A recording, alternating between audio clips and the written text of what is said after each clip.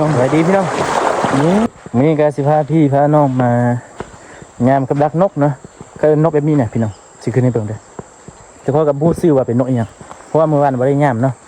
นกอันสิหากินแบบหาอยู่ตามห้วยน้ำเนาะมักสิมาลงกินหอยยามนี้มันสิลงกินหอยเนาะนำใหญ่มาแล้วก็มันมีหาดไปเบิ่งกันว่าสิถึกบ่เมื่อวานบ่ได้งามเนาะ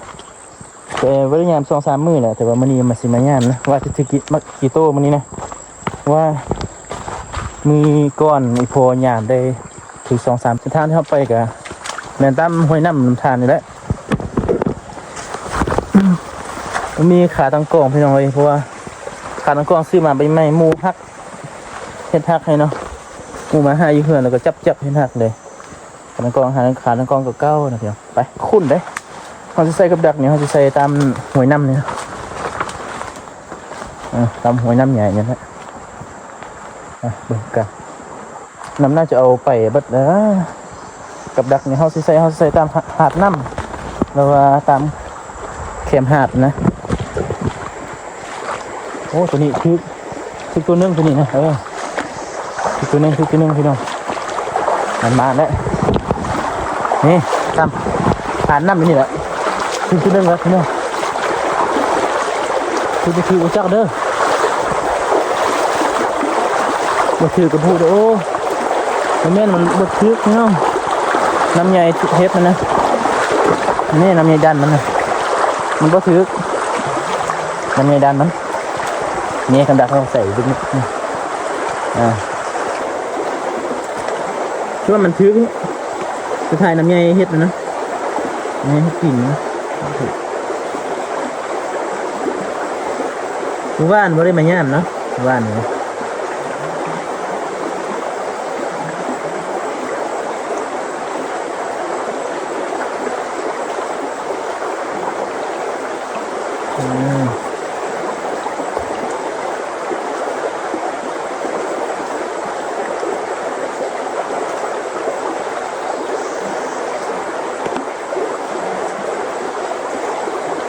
มาคนเดียวพี่น้องแล้วเขายังสิอยู่เด้อถ้าบ่อยู่ก็เรียบร้อยนะบ่ได้กินเลยไปเดี๋ยวเราฟังมันกันว่าสิได้บ่มันทางเข้าไปก็ประมาณนี้แหละพอสิถึกบ่ไปเบิ่งกันโอ้ดีขาตั้งกล้องบ่ค่อยดีพี่น้องถ้าขาตั้งกล้องดีจะตั้งกล้องเป็นขาตั้งกล้องบ่ดีมีแต่เบิ่งหน้าค่อยแหละ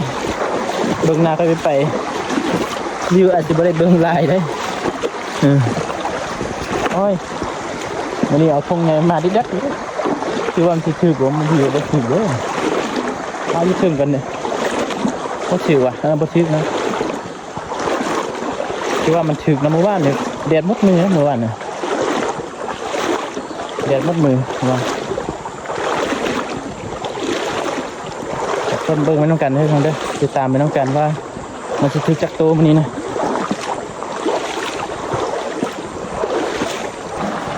เหนียวนกเด้อ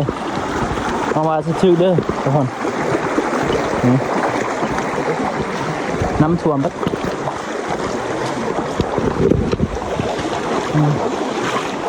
บัดทึกกับมาสร้างเกี่ยวอะไรเนาะนี่บัดทึกเอลีเนาะมันจะไปล่องตามห้วยนี่แหละมองห้วยไปป้ายินเชิงอันอยู่เชิงนี้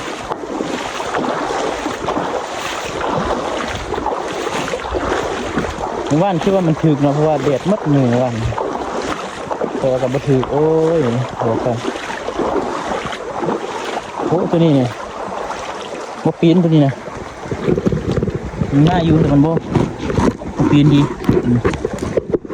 ของกองนี่เด้อมันบปีนนี่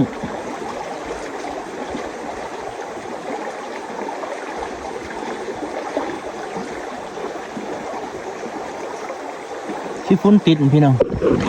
มันจะได้บุกปีนไปจะถือบนเนาะขั้นนกนี่ขั้นแดดมากถือเนาะขั้นมันฝนตกแล้วก็บดแดดมันบดถือแดดแล้วก็ฝนตกแดดมาซึ่งมักลงกินหอยอยู่หอยน้ำเนาะเอาใส่ตามหวยนี่แหละใส่ตามหาดหวย ขึ้นไปนั่นแหละทางเข้าไปว่าบ้างนี่นะอืมว่าบุตรจักรโตเนาะว่ามันบริญญาณด้วยพันวันงานเนี่ยใครยุ่โอ้บถือหน่อยยังมีรุ่นอยู่1 2 3ยังไล่ลางอยู่ยัง10 กว่าลางยังไม่ได้ยังมาสิทึกเนาะทึกกับสังเกตว่าแล้วไปลงสองกันโอ้ยเห็นนกนั่นบินอ่ะ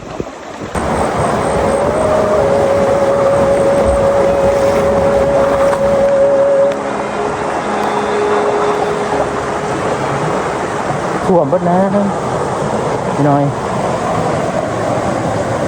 เพราะมันถึกน้ำถ่วมแล้วถ้าน้ำบ่ถ่วมก็ถึกถึงน้ำถ่วมเลยไปสุดท้ายแบบเร็วๆในเดือนนึงเด้อท้ายบางทีบางตัวเพราะว่าท้ายไล่ไม่เคยจับกองให้เนาะ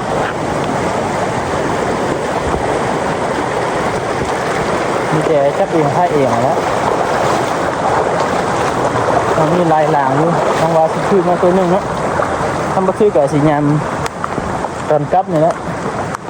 ตอนเมื่อกับยามอีกไม่เคยจะบักคือกับแล้วพี่น้องคือบักคือแล้วเนาะมันมีลายหลางอยู่นี่สุดท้ายเนี่ยขึ้นดัดตัดเด้อ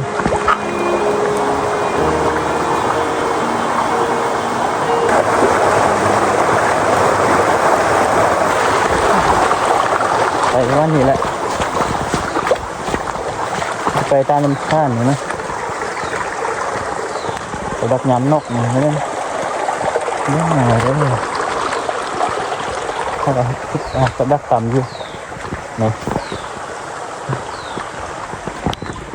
ต่ำเข้ากับเฮ็ดดินี่เฮ็ดนี่ต่ำ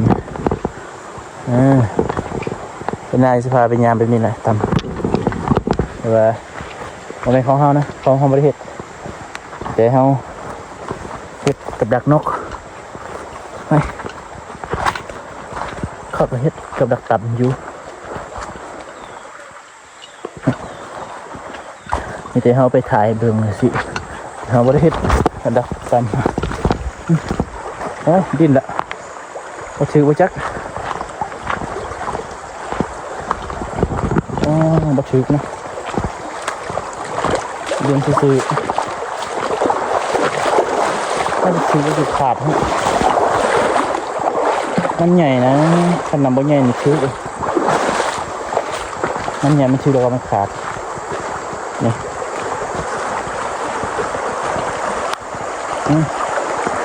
มันเป็นแบบนี้ได้แนวนี้ผมขอต้อนน้อยๆนี่จะเล่นกันไกลๆแล้วงาน2-3 นางเป็นไฟวันสิถูกอยู่บ่มีแต่รุ่นกับรุ่นนั่นแหละเป็นดินบ่น่าจะถือเถอะโอ้น่าจะถือกันถือเนาะขอให้ถือเด้ออย่างเมื่อไหร่ขอให้ถือมาเด้อโอ้ถือกันเนาะโอ้ถือแล้วโอ้ถือมันหลุดเนาะตัวยูมันหลุดนี่ตัวยูมันหลุดเลยโอ้เสียดายขึ้นเมื่อวานเนาะเพราะว่ามันหลุดเสียดายสุดๆเลยเนาะ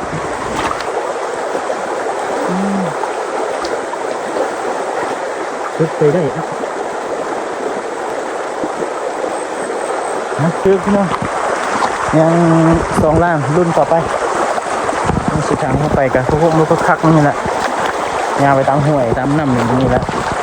เพราะออกเส้นทางรถเนี่ยไปยาง2 ล่างใช่ไหมขารุ่นเหมือนกันเขาชิดอยู่บ่ต้องค่อยไปถ่ายวิดีโอหน่อยกับถือค่อยตั้งใจเห็นมาเฮ็ดคลิปกับบันทึกยอม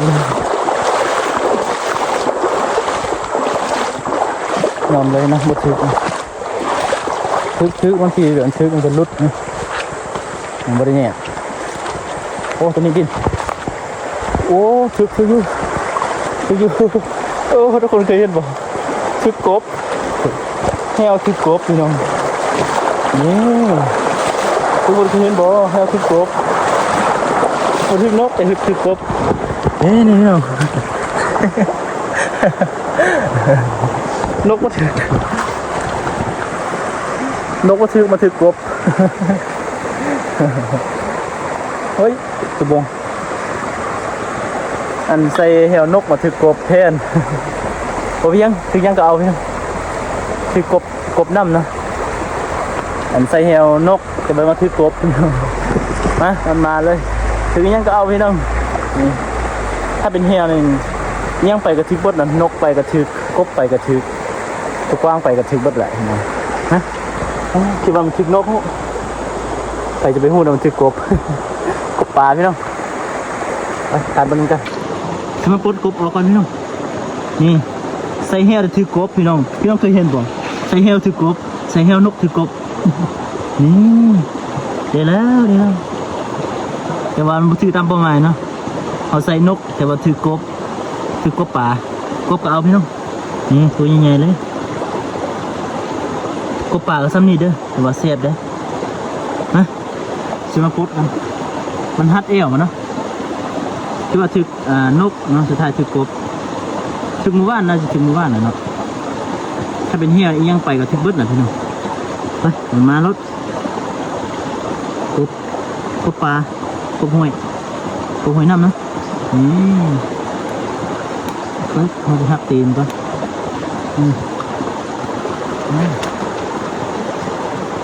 ตัวชิบนกสะพายชิบกบใส่กันนักต่อ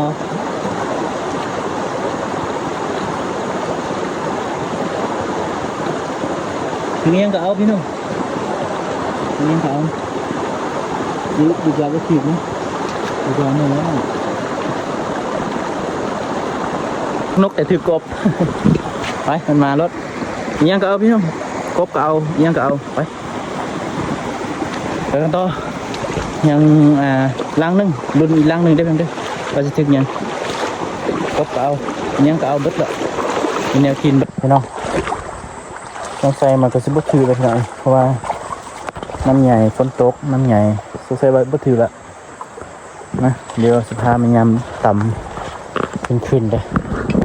นี่แบบนี้ต่ำมันนะใส่สบัดถือแล้วต่ำลุกทิ้งเลย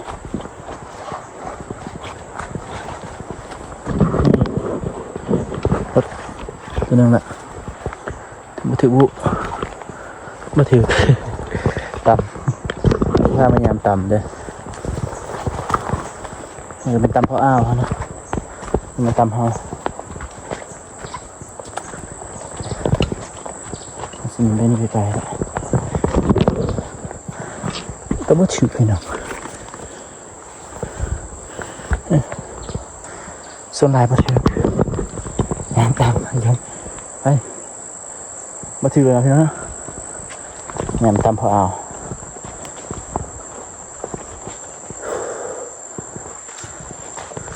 มันจะดิ้นลายลางเลยอันนี้เอาวามสิถือเด้อมาถือนี่เนาะมาถือกลับบ้านเฮากันมาถือนะแหวกับมาถือกันแหวกับมาถือตำกับมาถือเดี๋ยวจะเป็นคลิปนี้ก็อย่าลืมกดไลค์กดติดตามกด Subscribe เนี่ยเจอกันคลิปหน้าพี่น้องแหวกับมาถือกันตำกับมาถือเนาะบ๊ายบายเมื่อยแล้วล่านะนี่เข้าให้เข้าคดีเลยจนบ๊ายบาย